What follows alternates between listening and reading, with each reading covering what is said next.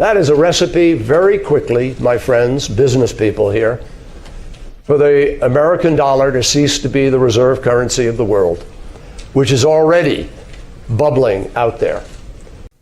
They have a huge investment requirement for agriculture.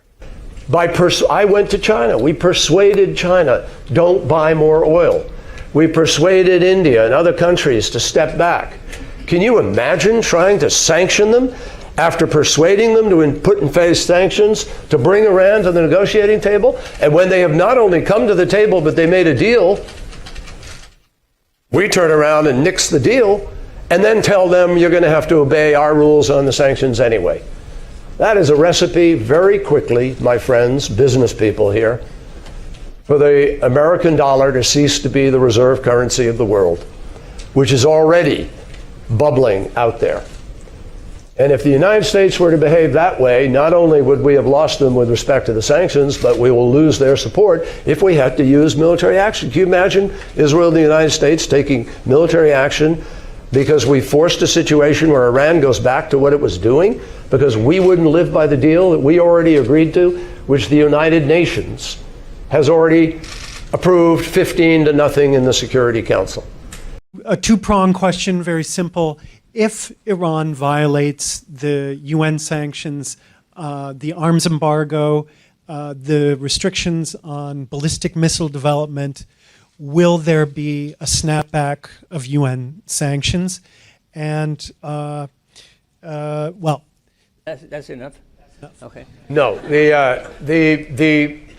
Specifically, the arms embargo is not tied to the snapback. It is tied to a separate set of obligations.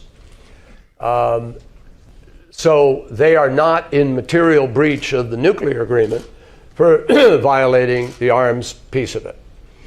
But we have ample tools at our disposal. We can bring other sanctions to them for that violation. And we have an ability to hold them accountable in many different ways on the missiles, on the arms, on terror, through other sanctions. For instance, there is a specific UN resolution outside of this agreement that prohibits them from sending weapons to Hezbollah. There is a separate and specific UN resolution that prohibits them from sending weapons to the Shia militia in Iraq. There is a separate from that and specific resolution that prohibits them from sending weapons to the Houthi, to Libya, to North Korea, etc.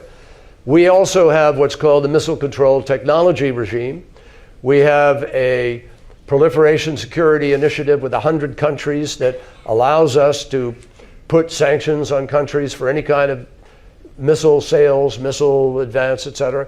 We have a separate presidential executive order which allows the president to sanction people for transferring or authorizing the transfer or engaging in any sale of any materials for missile technology.